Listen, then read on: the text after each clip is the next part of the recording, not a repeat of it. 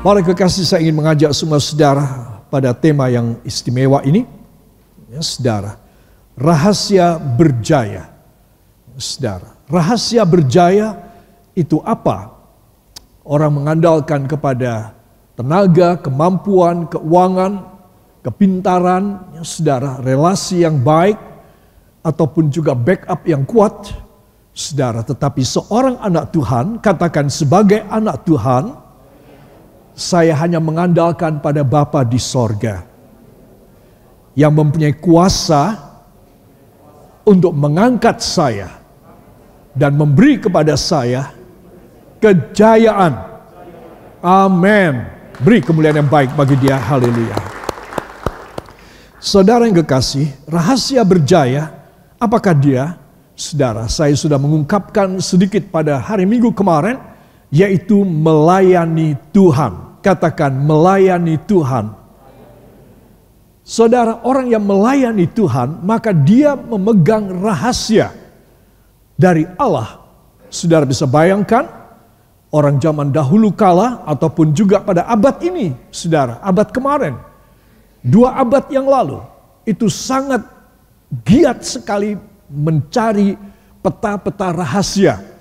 Itu bukan cuma dongeng, saudara. Itu bukan cuma cerita science fiction. Tidak. Itu betul. Ya, saudara. Apa sebab? Orang dari zaman dahulu kala, dari zaman purba pun sudah mempetakan dengan cara mereka yang sangat primitif, di mana mereka menyimpan emas. Saudara. Itu emas nomor 1. Dari zaman dulu, peradaban yang terdahulu, yang tertinggal, entah bagaimana orang itu sudah menganggap emas itu sebagai sesuatu yang luar biasa. Dan mereka mempetakan kira-kira di mana. Supaya kalau mereka meninggal, tewas dalam peperangan, saudara, atau karena usia sudah lanjut, maka mereka meninggalkan peta-peta tersebut. Ini bukan dongeng, ini kejadian di hampir semua negara dan bangsa di dunia. Nah, saudara, kenapa rahasia itu disimpan oleh orang tuanya untuk diberikan pada entah keturunan keberapa nanti? Ya, saudara, kalau memungkinkan supaya itu harta benda yang tersembunyi bisa diambil, bisa diangkat, ya saudara, bisa dikeluarkan, ya, saudara. Dan dengan demikian keturunan mereka akan hidup makmur. Ya, saudara, itu semua orang mengerti. Saudara yang kekasih, teristimewa orang yang mengerti rahasia Allah. Saudara, dia tidak lagi berteka-teki. Dia tidak lagi mempunyai satu secret di mana misteri banget. Ya, gimana ya aku bisa dijayakan oleh Tuhan? Gimana ya caranya Tuhan bisa memberikan belas kasih sama aku? Itu bukan secret. Saudara, rahasia ini terbuka. Kalau kita membaca firman, maka kita mendapatkan selalu kita kesandung dengan, oh ini mesti rahasia Allah ini. Kita pasti menemukan, oh ini rahasianya. Saudara, dan itu mudah, itu tidak sulit, saudara. Sama sekali tidak. Tergantung pada apakah saya dan saudara mempercayai rahasia ini. Apakah kita mau mencarinya? Apakah kita mau melakukannya? Apakah kita bertindak atau kita hanya sekedar mengatakan amin? Saudara. Nah, disinilah rahasianya juga kenapa saya tidak dapat, saudara tidak dapat. Jangan salahkan Tuhan yang sudah janji. Katakan, bila Tuhan berjanji, pasti dipenuhi. Bila tidak dipenuhi pada saya, pasti ada kesalahan saya. Ya, saudara, itu sebab kita harus mempelajari firman. Ini rahasia mudah. Bukan sesuatu yang betul-betul disimpan rapat-rapat. Tidak. Saudara, ini betul-betul sesuatu yang open bar. Ya, yang terbuka. Saudara. Ya, para kekasih, rahasia berjaya atau victory bisa dipercaya, yaitu bila bisa dipercaya oleh Tuhan Yesus. Orang yang bisa dipercaya oleh Tuhan Yesus saja yang akan dijayakan oleh Dia. Ya, saudara-saudara melihat Ya, saudara, bagaimana biografi, autobiografi orang-orang yang sukses luar biasa, menjadi kaya luar biasa di dunia. Ya, saudara, apa yang terjadi? Saudara, begitu keturunannya tidak takut kepada Tuhan, maka apa yang terjadi? Habis, amblas semuanya, ludes. Saudara, lihatlah orang-orang yang terkaya di dunia, yang dimulai dari orang-orang kaya di Inggris, kemudian di Amerika Serikat, baru kemudian di Arab, di Jazirah Arab. Saudara. Nah, setelah itu menuju ke Asia, di Jepang. Saudara, orang kaya banyak sekali. Tetapi saudara harus tahu bahwa semuanya itu surut dengan sendirinya. John Rockefeller adalah orang terkaya pertama di dunia dari Amerika Serikat yang didaftarkan dan yang mendapat kemuliaan predikat orang terkaya di dunia. Dia mempunyai sekitar 8 perusahaan perminyakan yang menguasai seluruh pasaran di seluruh Amerika dan di Eropa. Saudara, tetapi apa yang terjadi? Saudara, pada keturunan yang ketiga, cucunya, saudara, sudah mulai surut. Cepat-cepat mereka membuat satu yayasan, foundation, dan mereka mulai mencari dana atas nama kakek mereka, Rockefeller. Saudara ke New York, saudara akan naik ke gedung Rockefeller. Kami ada di sana beberapa tahun yang lalu, kira-kira ada 7 atau 8 tahun yang lalu, saudara. Itu 106 atau 116 lantai. Pada waktu itu adalah skyscraper yang tertinggi di seluruh Amerika dan di dunia. Saudara, kita naik ke lift itu seperti cepat sekali naiknya. Kita kaget, ganti pada tengah-tengah jalan lift yang lebih cepat lagi dan tiba di atas. Saudara, itu adalah sisa kejayaan dari kakek moyang mereka. Saudara, gedung Rockefeller Center. Saudara, tetapi semuanya sudah surut sehingga perlu mencari dana dari luar untuk mempertahankan nama tersebut. Saudara. Nah, tetapi saya dan saudara seringkali kita tidak mempunyai satu kerinduan untuk memberikan hidup kita, menyerahkan, menghibahkan hidup kita kepada Tuhan. Karena apa yang akan kita pelajari pada petang ini adalah melayani Tuhan. Katakan melayani Tuhan. Dengan sifat bisa dipercaya. Ya, saudara. Jadi kita semua harus tahu bahwa seorang yang tidak bisa dipercaya tidak awet, apalagi mau jaya. Awet aja tidak bisa. Saudara, cuma sementara. Ya, saudara, itu sebab pelajaran ini anggap adalah satu pelajaran yang penting sekali. Karena saya dan Anda tidak boleh berhenti belajar dari firman sebelum kita mati. Saudara, itu sebab ini satu hal yang penting sekali. Kemarin beberapa kali saya ajak Anda untuk membuka dari Matius pasal yang ke-24. Dan sekarang kita akan buka kembali Matius 24 ayat yang ke-45 sampai 47. Kita mulai dari judulnya. 1, 2. Perumpamaan tentang hamba yang setia dan hamba yang jahat. Siapakah hamba yang setia dan bijaksana yang diangkat oleh tuannya atas orang-orangnya untuk memberikan mereka makanan pada waktunya?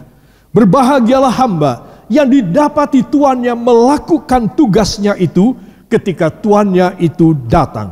Aku berkata kepadamu, sesungguhnya tuannya itu akan mengangkat dia menjadi pengawas segala miliknya. Amin. Tuannya akan mengangkat dia menjadi pengawas segala miliknya. Rahasianya di mana? Sudah terbuka, sudah kita baca. Tetapi orang tidak mau ambil pusing. Orang anggap untuk aku bisa jaya, modal harus kuat, otak harus encer, harus mempunyai orang-orang yang membackup, mempunyai pikiran yang lihai, trik-trik di dalam perdagangan. Saudara, itu semua sementara. Katakan sementara. Hanya mereka yang taat kepada firman akan diberkati, dijayakan selamanya di bumi sampai masuk ke sorga. Yang percaya beri tepuk tangan bagi dia. Haleluya. Jadi para kekasih, kita nanti akan menitik beratkan pada ayat 47 ya saudara, dan ini luar biasa. Para kekasih, di sini saya tuliskan mau dipercayai banyak oleh Allah. Saudara bisa. Saya dan Anda bisa dipercayai banyak. Katakan, saya sebenarnya bisa dipercayai banyak oleh Bapa di sorga. Ya saudara. Jadi sebenarnya, ya originalnya kita bisa. Cuma karena kita banyak tingkah, kita banyak kesalahan, kita banyak duniawi, Bapak tidak sudi menjayakan saya, menjayakan saudara. Saudara, ya. Bayangkan ada orang jaya karena uangnya kuat, hebat. Ya, pangkat juga ada di dalam situ. Orang-orang yang jenius ada di sana. Tetapi orang Kristen, anak-anak Tuhan, Bapa yang menjayakan dia. Siapa yang bisa melawan? Coba, secara bodoh-bodoh aja, secara simple aja, saudara mengambil keputusan, kalau Bapakku yang di sorga, Allah serwa sekalian alam, membuat aku bisa jaya, tidak ada yang bisa menggugurkan. Tidak ada yang bisa membatalkan. Amin. Pegang dong. Apa yang saudara dan saya percayai, kita harus pegang sampai mati. Dan saya yakin sebelum mati, katakan, saya yakin sebelum saya mati, saya benar-benar menerima perjanjian Bapa ini. Amin. Saudara harus yakin demikian. Ya, puji Tuhan. Saudara yang kekasih, itu sebab dari Matius 24, kalau saudara melihat menjelang penutup Matius, ya saudara, sampai dengan pasal 28, Tuhan itu menitik beratkan mengenai soal kesetiaan dan ketuhuan kepada Tuhan. Saudara, itu Tuhan menekankan mengenai soal itu. Kenapa? Karena setelah ini, mulai pada fasa-fasa berikutnya, Yesus mulai ditangkap, diadili secara sandiwara, dan kemudian disesah dan disalibkan dan dikuburkan. Saudara, nah kita melihat di sini bahwa pasal 24 mengenai soal apa yang bisa survive, menerima perjanjian setelah Yesus bangkit dari kematian, adalah orang yang setia kepada Tuhan. Ya, disebutkan berbahagialah orang yang setia dan bijaksana. Siapakah dia? Ini orang milik Tuhan. Saudara, iblis tidak mempunyai kemampuan, keberanian mengganggu orang ini. Karena orang yang setia dan bijaksana ini milik Tuhan. Amin.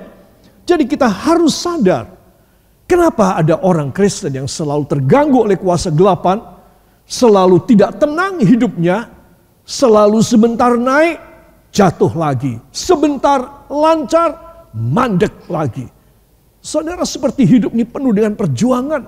Tiada kunjung habisnya. Saudara, kapan saudara hidup senang? Saudara berkata besok di sorga. Semua orang bilang begitu. Tapi ketika di dunia, saya dan saudara tidak mengalami kejayaan.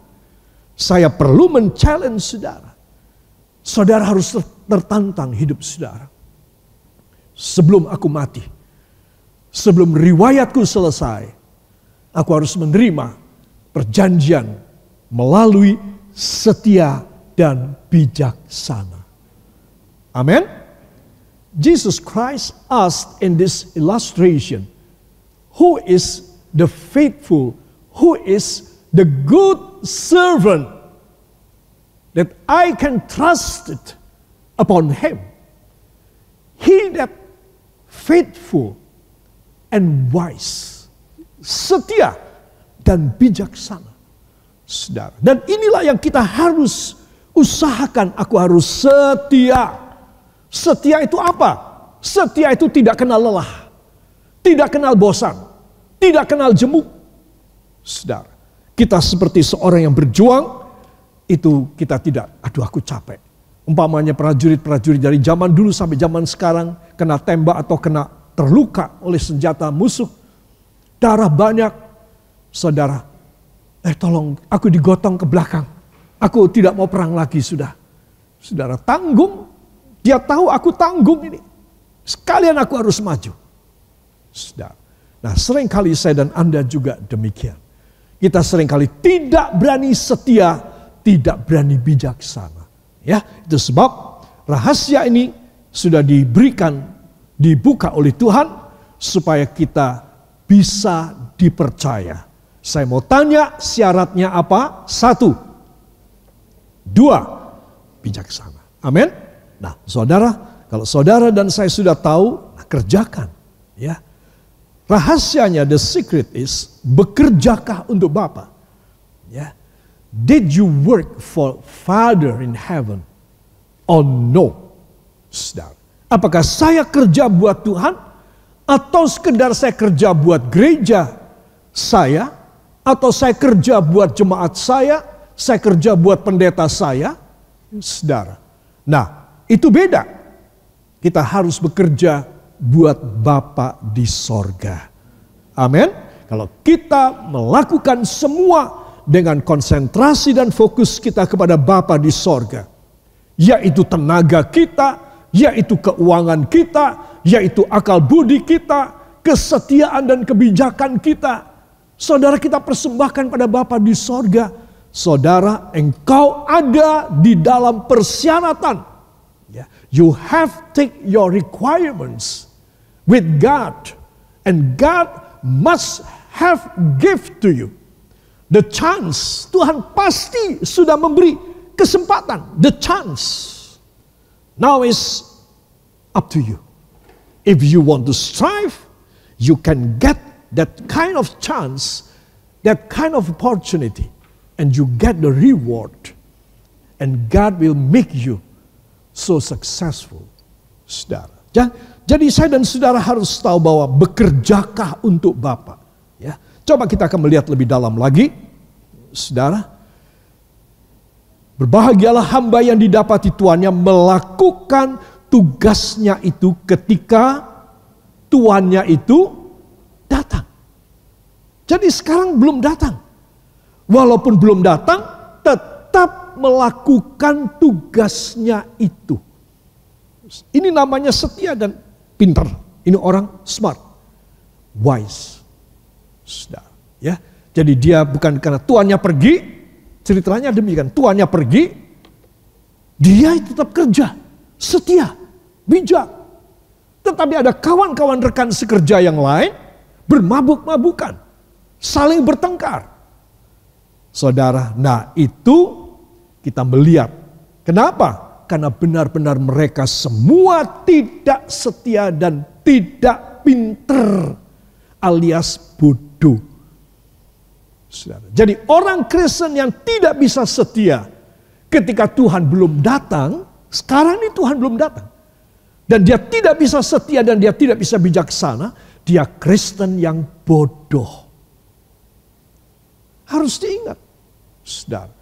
Kalau tidak demikian, saya tidak bikin gamblang, saudara tidak terbuka pikiran saudara. Saya harus bikin gamblang. Siapakah orang yang setia dan bijaksana? Bijaksana itu pintar, wise, ya, sabar, dan dewasa. Itu bijaksana. Anak tidak bisa bijaksana. Anak muda sedikit sekali bisa bijaksana. Sedikit sekali. Mayoritas tidak bisa bijaksana. Itu karena muda. Saudara. Siapa orang yang setia dan bijaksana?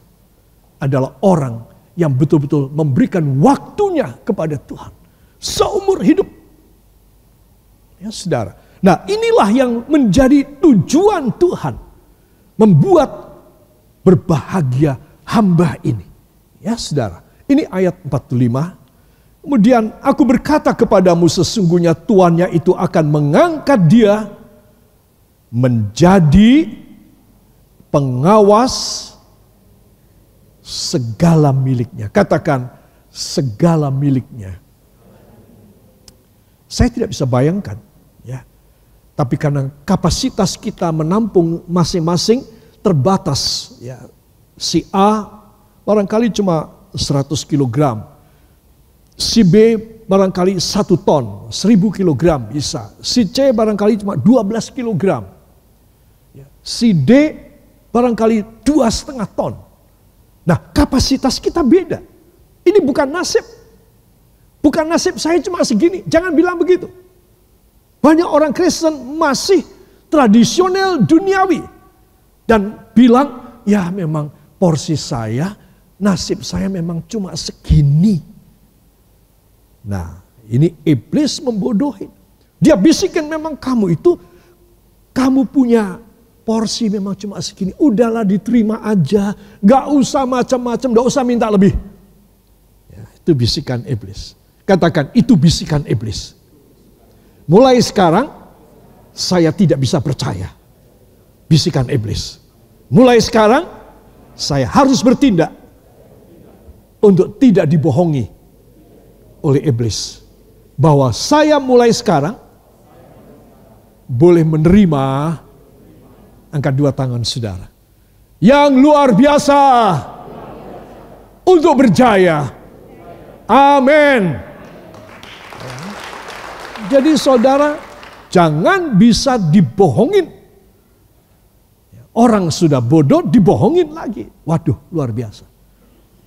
Itu sebab Anda dan saya kita harus mulai belajar untuk setia dan bijaksana. Amin.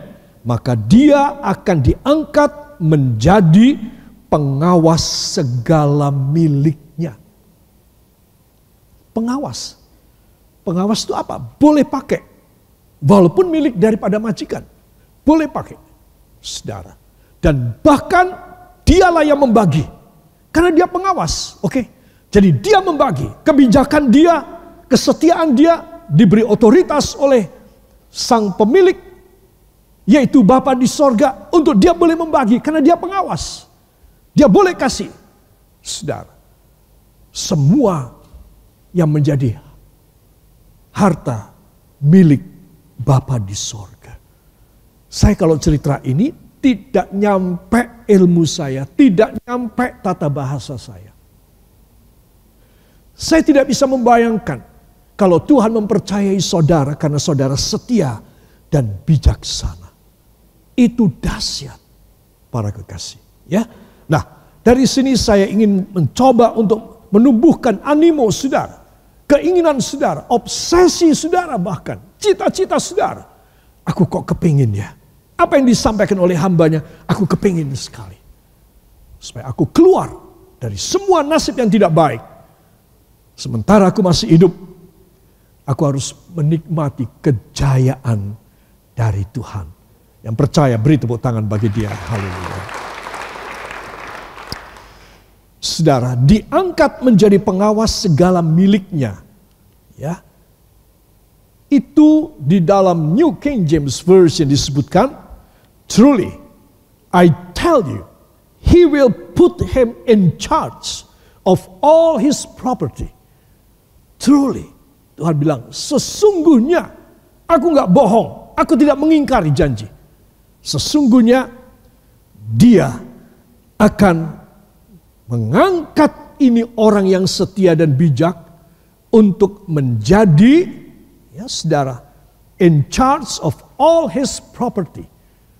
Ya, ini bukan cuma pengawas, in charge ini lebih dari pengawas.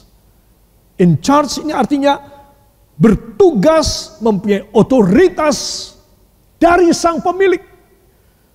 Ya, saudara, Tuhan pemilik nomor 1, dia pemilik nomor 2. Saudara, dia bukan hanya sekedar mengawas dan membagi, tetapi dia juga mempunyai hak property, in charge of all his property. Saudara, jadi saya dan saudara harus tahu bahwa orang yang setia dan bisa dipercaya, bijaksana, itu nilainya mahal di hadapan Tuhan. Katakan mahal di hadapan Tuhan. Saya mau tanya, tolong kasih tunjuk, siapa yang ingin dipandang mahal di hadapan Tuhan? Angkat 2 tangan. Ya, katakan Tuhan Yesus, hamba ingin berjuang, berusaha keras untuk setia, bijaksana, supaya hamba dipercaya bukan hanya menjadi pengawas, tetapi menjadi pemilik kedua dari segala properti Tuhan. Dalam nama Yesus akan terjadi demikian. Hamba mau belajar pada saat ini. Ucapkan terima kasih engkau yang mau. Terima kasih Bapa, terima kasih Yesus, terima kasih Roh Kudus. Karena hanya dari rahasia firman kami bisa menjadi seorang yang luar biasa dipercayai oleh Tuhan. Hanya di dalam nama Tuhan Yesus Kristus, Juru Selamat dan Penebus kami. Dan kita semua mengaminkan. Amin. Beri kemuliaan yang baik bagi Dia. Saudara, para kekasih, di sini kita melihat dalam bahasa Jawa. Ya, saya menuliskan mugi-mugi panjenengan sageto sumadyo dipun pasrai kagunganipun Gusti Yesus. Ya, mugi-mugi panjenengan saged, ya, tak tambahi o ben cetha. Ya. Mugi-mugi panjenengan sageto sumadyo dipun pasrai kagunganipun Gusti. Kalau saya tambahi o itu betul apa salah ya? Boleh? Ya. Saya rasa boleh ya. Ya. Kalau tidak boleh ya maafkan saya. Ya. Nah, ini ayat Matius bab 21 ayatipun 27. Ya. Nah, mugi-mugi panjenengan sageto sumadyo dipun pasrai kagunganipun Gusti. Sinten ingkang kersa badhe dipun pasrai kagunganipun Gusti? Sinten? Raise your hand. Amin. Katakan, saya Tuhan, saya mau dipasrai kagunganipun Allah Bapa. Amin.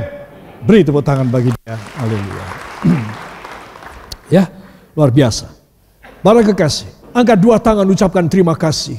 Terima kasih Bapa, terima kasih Yesus, terima kasih Roh Kudus.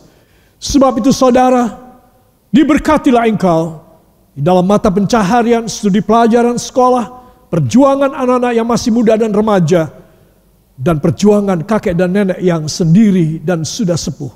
Diberkati semuanya yang percaya kepada firman, dimanapun Anda berada. Dan Tuhan menghargai korban kolekte Anda, istimewa. Tuhan menghargai segala pengembalian persepuluhan saudara. Sesuai dengan Maleakhi 3 ayat 8 dan 10. Sesuai dengan perjanjian baru Ibrani 7 ayat 1 sampai 10. Kembalikan pada saudara luar biasa. Damai dan sejahtera, penyertaan, perlindungan, perjalanan saudara dalam kota, luar kota, kemanapun saudara berangkat, tiba dengan aman dan sentosa di rumah saudara. Diberkatilah engkau hanya di dalam nama Tuhan Yesus Kristus, Juru Selamat dan Penebus kami. Dan kita yang diberkati mengaminkan, amin. Beri tepuk tangan bagi Dia.